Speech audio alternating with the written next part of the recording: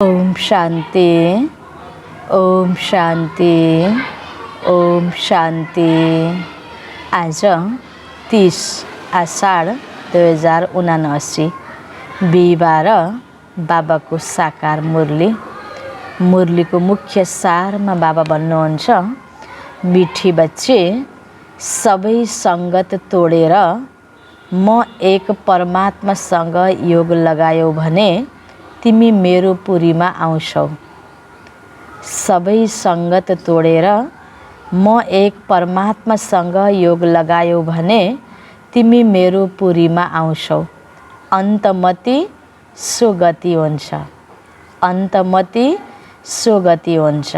अन्तिम बेलामा शरीर छोड्ने बेलामा एउटै बाबाको यादमा हाम्रो शरीर छुटोस्, भगवानको यादमा शरीर छुटोस् अनि हामी भगवानको साथमा सँगसँगै भगवानको घरमा जान सक्छौँ। अन्तमति सुगति अर्थात् अन्तिममा जसलाई याद गर्यो उसको कोखमा गएर जन्म लिनुपर्छ भनिन्छ। कोही व्यक्तिको याद नआओस्, कोही वस्तुको याद नआओस्, कोही परिस्थितिले हामीलाई शरीर छोड्नको लागि दिक्कत नहोस् हैन। प्राण छोड्ने बेलामा कुनै कुराले प्राण अड्क्यो भनिन्छ नि, त्यो घबराहट नहोस् हैन। आरामसँग सजिलै यो शरीर एउटा शरीर छोडेर अर्को शरीर लिन सकौँ, राम्रो मरण होस्, त्यसको लागि बाबा सिकाइरहनु भएको छ कि हामीले जीवन छँदै जीवनभरि जन्मदेखि मृत्यु पर्यन्त अनेक प्रकारको गलत सङ्गतलाई छोडेर एक परमात्माको साथ लिएर, परमात्मालाई साथी बनाएर, परमात्मासँग मनको सम्बन्ध जोडेर योगयुक्त भएर हामीले आफ्नो अवस्था हैन त्यस्तै बनाएर सत्कर्म गरिरहेका छौँ भने भगवानको पुरीमा, भगवानको घरमा जानको लागि हैन, परलोकमा जानको लागि पनि हामी के बन्न सक्छौँ? सजिलै योग्य बन्न सक्छौँ। सजा नखाइकन जान योग्य हामी बन्न सक्छौँ। वर्तमान समय त झन् परमात्मा लिन आउनुभएको बेला छ। परमात्मासँग जानु छ। बीचमा शरीर छोड्दा त अर्को जन्म शरीर मनुष्यको कोखबाट जन्म हुन्थ्यो। जति जन्म लिन्थ्यो उति शरीर चेन्ज गर्ने यो आत्माले एउटा शरीर छोडेपछि अर्को लिन्थ्यो। अब यो अहिलेको समय भनेको त अन्तिम समयमा सबैले शरीर छोडेर परमात्मासँग घर जाने समय हो। त्यसकारण परमात्मा बाबाले हामीलाई यही भन्नुभएको छ कि बच्चे अब तिमीले अरू सङ्गत छोडेर म एक परमात्मासँग योग लगाऊ अनि बल्ल तिमी मेरो पुरीमा आउँछौ। अन्तमति सुगति भन्दै हुनुहुन्छ बाबा।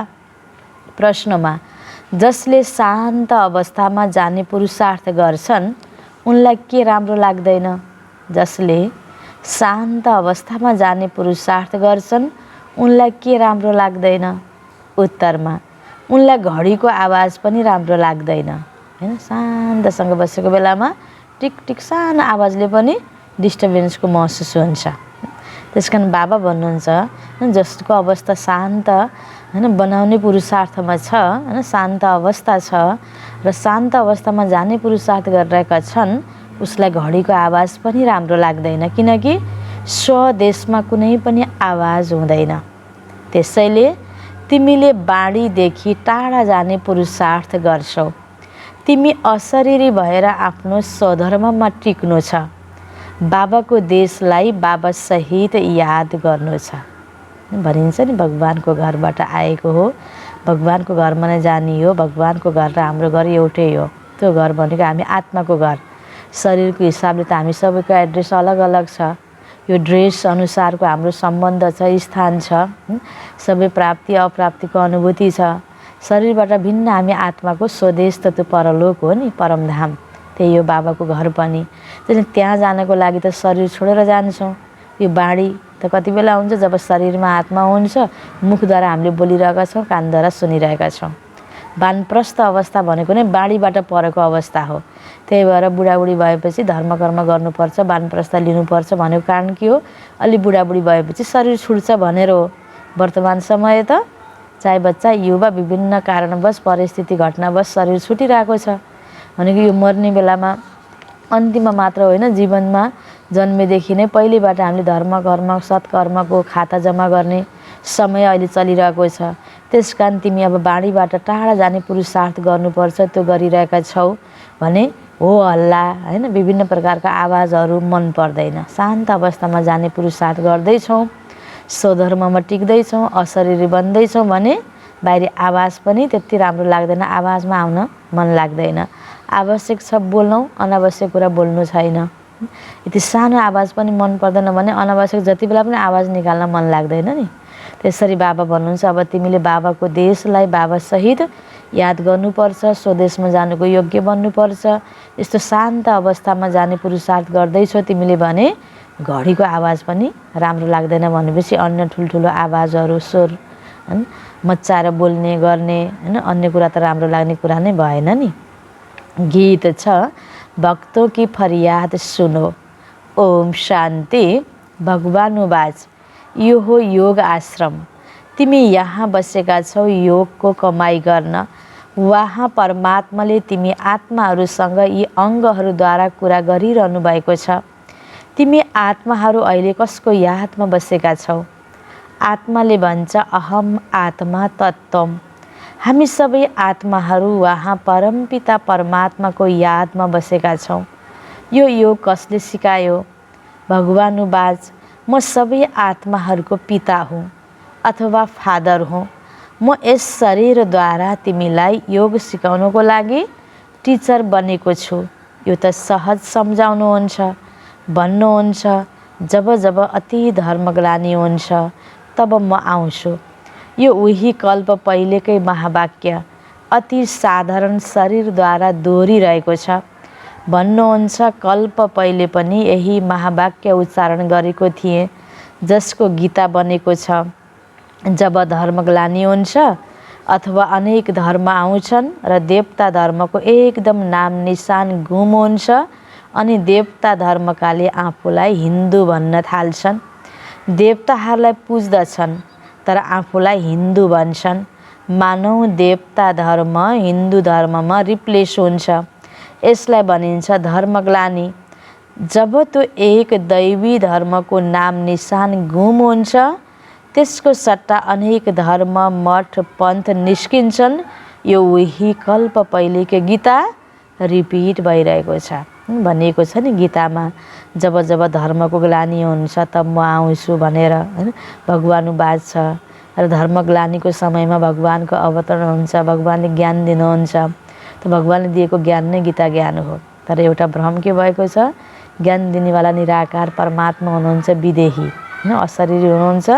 तर कृष्णको नाम कृष्ण भगवान आउनुहुन्छ भनेर यसरी भनिएको छ। वर्तमान समय नै यस्तो धर्मग्लानीको समय हो हैन। जो मनुष्य आत्मा देव आत्मा थिए, देवतुल्य थिए, अवस्था राम्रो थियो, सत्कर्म गर्नेवाला थिए भने अहिले सबै त्यो देवताई स्टेजमा कोही पनि छैन मनुष्य आत्माहरू।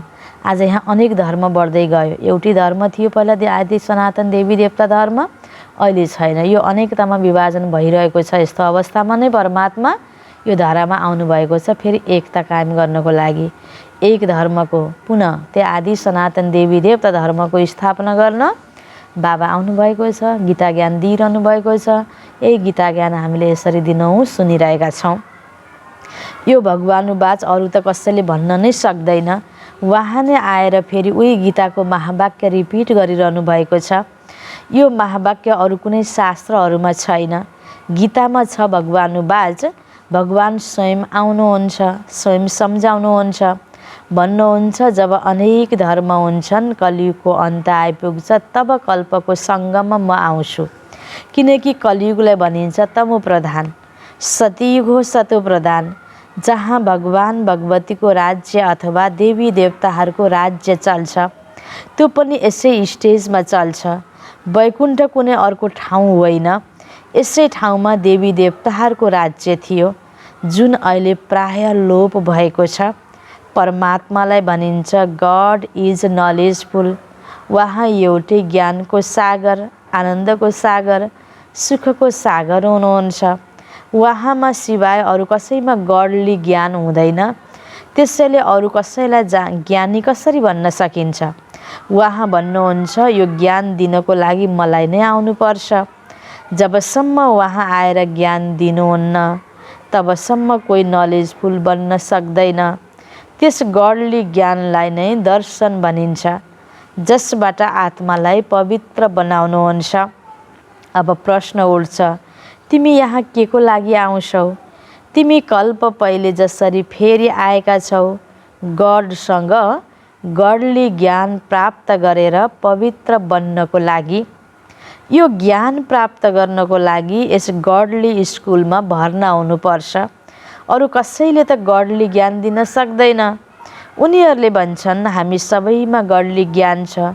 कुन चाहिँ ज्ञान छ भनिदिन्छन्, ईश्वर सर्वव्यापी हुनुहुन्छ भनेपछि त ईश्वरको स्पष्ट परिचय नै भएन नि। सर्वव्यापी भन्ने बित्तिकै त यही नै गल्ती हुन गयो। त्यस कारणले गडली ज्ञान पुरा भएन नि।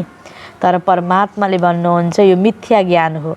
म त सर्वव्यापी छैन, म त जो हुँ जस्तो हुँ तिमी बच्चाहरूको सामुन्ने प्रत्यक्ष हुन्छु। जबसम्म म आफ्नो ज्ञान स्वयं आएर सुनाउन्न, मलाई कसैले चिन्न सक्दैन, न कुनै मेरो पासमा पुग्न सक्छ। त्यसैले मलाई आउनुपर्छ र म आउँछु कल्पको सङ्गममा। जब म आउँछु त्यति बेला यो ज्ञान दिने डक्टर अफ फिलोसोफी साधु महात्मा धेरै हुन्छन्। उनले पनि यही ज्ञान दिन्छन्, हामी सबै परमात्मा हौ। अहिले एकातिर भन्छन् परमात्मा एक हुनुहुन्छ, अर्कातिर फेरि अनि उनीहरूका अनेक मत छन्। अब कसलाई मान्ने? उनीहरूलाई गडले त मत दिनुभएको होइन नि।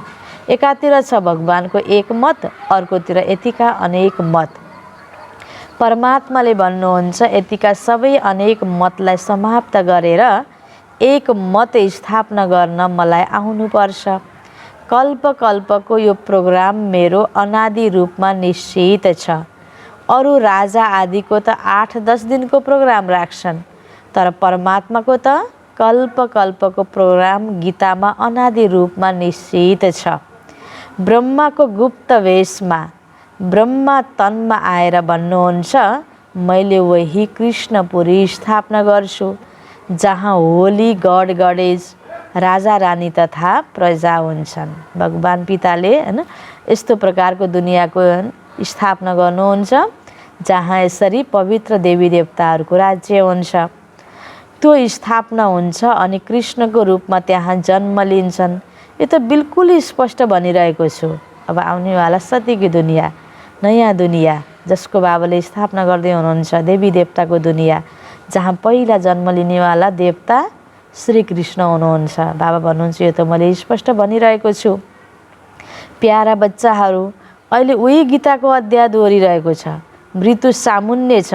त्यसैले सबै सङ्गत तोडेर म एक परमात्मासँग योग लगायो भने अन्तमति सुगति हुन्छ।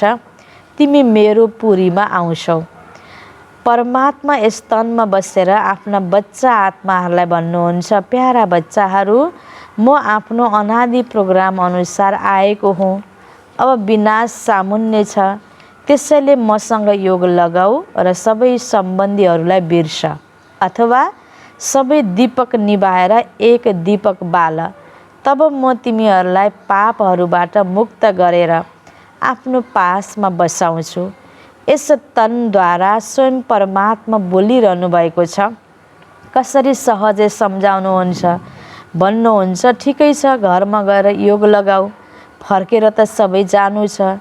यस्तो त होइन, केवल वृद्ध मात्र जान्छन्, बच्चाहरू बच्ने छन्।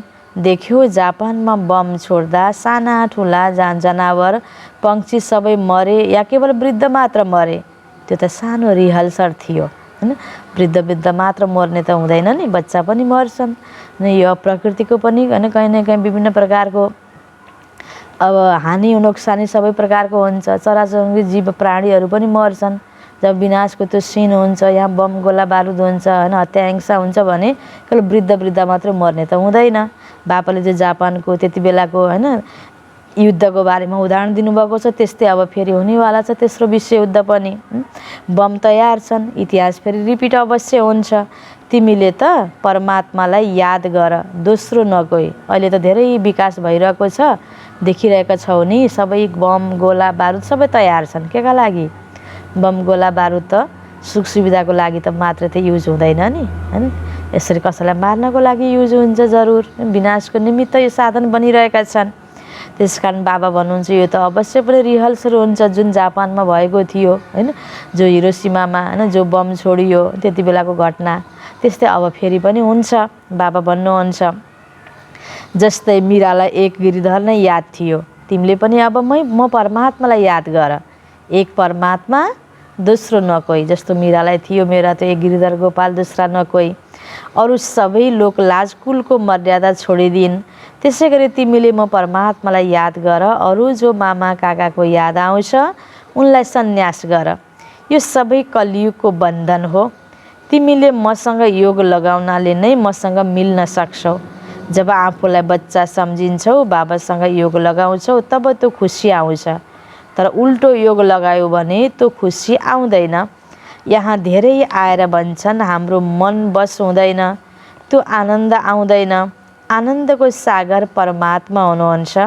उहाँसँग योग लगाउँदैनौ भने आनन्द कसरी आउँछ?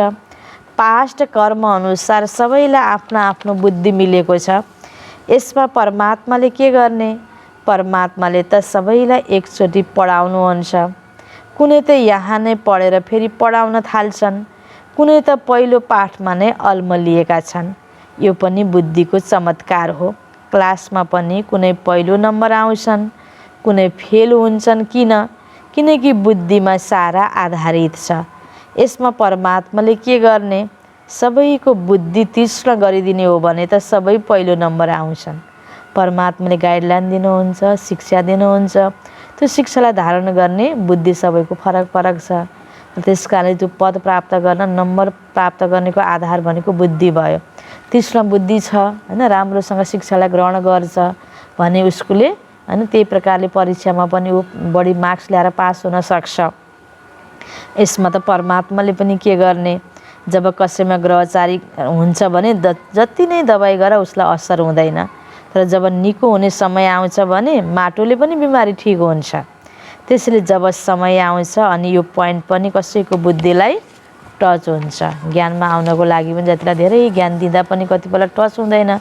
समय आएपछि थोरै ज्ञानको पोइन्टले पनि टच हुन्छ। अहिले कतिले सुन्दैनन्, पछि गएर सुन्न थाल्नेछन्। यसमा हामी राजी हुनुपर्छ। परमात्मा आउने जाने, ज्ञान सुनाउने गति नै न्यारा छ। सुन्दर व्यवस्थापन छ परमात्मा पिताको। को कहाँ कति बेला ज्ञानमा आउने हो, कति बेला टच हुने हो, त्यही आधारमा अनि यो सबै यो ज्ञानकोमा अनि यो अब टचिङ भएर यसलाई राम्रो लागेर ज्ञानमा हिँड्ने, ज्ञानलाई जीवनमा अपनाउने व्यक्तिहरू पनि समय समय अनुसार न आउँदैछन्, जुड्दैछन्। बाबा भन्नुहुन्छ अहिले थोरै छन्, भोलि धेरै हुन्छन्। यो साकारमा बाबाले भन्नुभयो अहिले त्यो भइ पनि रहेको छ। बाबा भन्छ कसैलाई ज्ञान दिएर ले सुन्दै सुनेन, आउँदै आएन पनि भनेर पनि हामी असन्तुष्ट हुने होइन। यसरी भन्ने पनि होइन। बाबा भन्नुहुन्छ यसैमा राजी हुनुपर्छ। आउने मान्छे जसरी पनि आउँछ, आफ्नो समय आएपछि आउँछ, हाम्रो कर्तव्य हो ज्ञान दिनु। यति बेला नै यसरी सुनारू आउनै पर्छ भन्ने पनि छैन।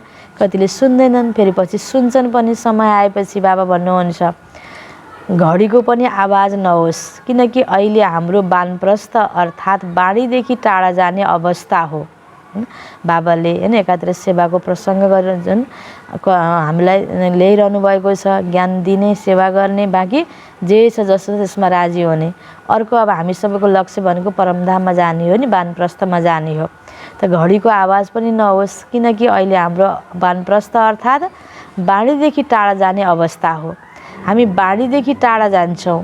निराकारी विश्व जहाँ आत्माहरू रहन्छन् त्यहाँ बाणी छैन, परम शान्ति छ। निराकारी विश्व अहिले वर्तमान यो धरती या यो विश्व नभएर योभन्दा माथि निराकारी विश्व, यो साकारी विश्वभन्दा पनि माथि, सूक्ष्म लोकभन्दा पनि माथि निराकारी विश्व जहाँ आत्माको घर हो। त्यसैले त्यहाँ शान्तिको अवस्थामा पुग्ने पुरुषार्थ गर्छौँ। त्यसैले आवाज राम्रो लाग्दैन, त्यस स्वदेशमा आवाज हुँदैन। त्यसैले वानप्रस्थ अर्थात् बाणीदेखि टाढा जानको लागि हामीले पुरुषार्थ गर्छौँ। वानप्रस्थको अर्थ नै हो निर्वाण देशमा जानु, जहाँ तिमी हामीसँगै दुनियाँका आत्माले निवास गर्छन्। तिमी हामीसँगै दुनियाँका आत्माले पनि निवास गर्छन्, किन सबै आत्माको घर परलोक नै हो, परमधाममा नै हो। यो साकारी विश्व त हो पाठ खेल्नको लागि स्टेज, बाँकी बिना पाठ त्यहाँ स्विट साइलेन्स होममा गएर निवास गर्छन् सबै आत्माहरू। यो साकार खेल चल्छ आकाश तत्त्वमा र हामी अहम आत्माहरूको देश हो महतत्त्व, ब्रह्म महतत्त्वले घेरिएको लोक, ब्रह्मलोक, परलोक, परमधाम। त्यो हामी आत्माको स्वदेश हो। यहाँ हैन यो देशमा आएर साकारमा यो शरीर लिएर पार्ट प्ले गरिरहेको छ, यो कर्म गर्ने ड्रामा होइन, यो स्टेज हो हाम्रो। र घर भनेको परलोक न यो ब्रह्म तत्त्व जुन धेरै टाढाको देश हो। जो त्यस शान्ति देशमा योग लगाएर बस्छन् उनलाई घडीको आवाज पनि राम्रो लाग्दैन। यसलाई भनिन्छ आफ्नो असली स्वधर्ममा टिक्नु अथवा अशरीरी भएर रहनु, अर्थात् आफ्नो बाबाको देशलाई बाबासहित याद गर्नु। किनकि आफ्नो बाबा हुनुहुन्छ त्यस दूर देशको निवासी, त्यहाँदेखि आउनुहुन्छ यस पराई देशमा किन आउनुहुन्छ? आफ्नो बादशाही स्थापना गर्न र गुप्त वेशमा आउनुहुन्छ। उहाँको पाठ छ गुप्त, जसरी तिम्रो यो पुरानो शरीर छ। परमपिता परमात्माले भन्नुहुन्छ मलाई पनि पुरानो शरीरमा यस सृष्टिको पुरानो सृष्टिको विनाश गरेर नयाँ दैवी सृष्टि स्थापना गर्न आउनुपर्छ। यो पुरानो शरीरमा होइन, बाबालाई पनि आउनुपर्छ पुरानो शरीरमा, किनकि यो पुरानो सृष्टिलाई विनाश गरेर नयाँ बनाउनको लागि पहिला पुरानैमा आउनु पर्यो नि बाबालाई। परमपिता परमात्माले भन्नुहुन्छ मलाई पनि यसरी होइन पुरानो घरमा होइन पुरानो शरीरमा आउनुपर्छ। पुरानो घरमा जो आउँछ अवश्य शरीर पनि पुरानो लिनुपर्छ नि। यहाँ नयाँ दिव्य शरीर आओस् कहाँबाट?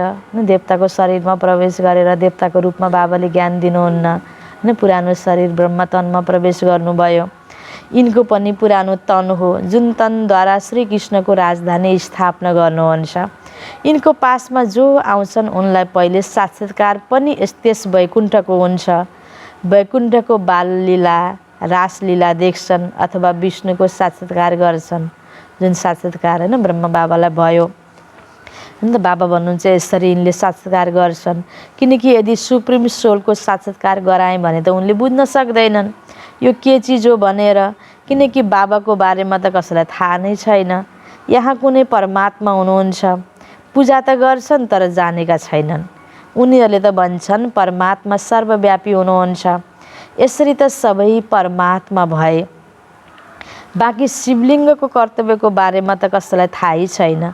यहाँ हाम्रो परमपिता हुनुहुन्छ जसले आएर स्थापना विनाश पालना गर्न 3 रूप धारण गर्नुहुन्छ। उहाँ त यसै समयमा आएर आफ्नो कर्तव्य बताउनुहुन्छ। भन्नुहुन्छ जसलाई वैकुण्ठको बादशाहीको हकदार बन्नु छ ऊ यहाँ आएर मेरो बच्चा बनोस्। म उसलाई सम्पूर्ण निर्विकारी बनाएर आफ्नो राजधानीमा लैजान्छु। उहाँ आउनुहुन्छ नै सबै मैला आत्माहरूलाई शुद्ध बनाउन। यसबाट प्रकृति पनि पवित्र बन्छ। त्यहाँ त आत्मा पनि पवित्र र 5 तत्त्व पनि पवित्र हुन्छन्। यो नै हो दैवी दुनिया, हो नै दैवी दुनिया। त्यसको के कुरा? त्यस समयमा त्यो दैवी दर्शन लोप भएको छ, कसैलाई थाहा नै छैन हैन। दैवी दुनिया यहाँ थियो, दैवी दर्शन थियो, आदि सनातन देवी देवता धर्म थियो सतयुगमा। अहिले त कलियुगसम्म आइपुग्दा त छैन। उनको चित्र छ, इतिहास यहाँ छ भने अवश्य उनीहरू आएर गएका हुन्। उनले सम्झिन्छन् आकाशमा कहीँ देवताहरू रहन्छन्, तर उनको चित्र त यहाँ छ, इतिहास यहाँ छ भने अवश्य यहाँ आएर गएका हुन्। माथि परलोक होइन या माथि देवलोक देवताहरू, स्वर्गलोक अलग यसरी होइन, तल नरक होइन पातालमा यस्तो होइन। स्थान यही हो, धरती यही हो, यही देवलोक थियो, अहिले यही यसरी यो होइन असुरलोक मनुष्यलोक होइन यस्तो बनेको छ। यही नै यो नयाँ दुनिया पुरानो दुनिया। बाँकी यो दुनिया त सदा चलिरहन्छ।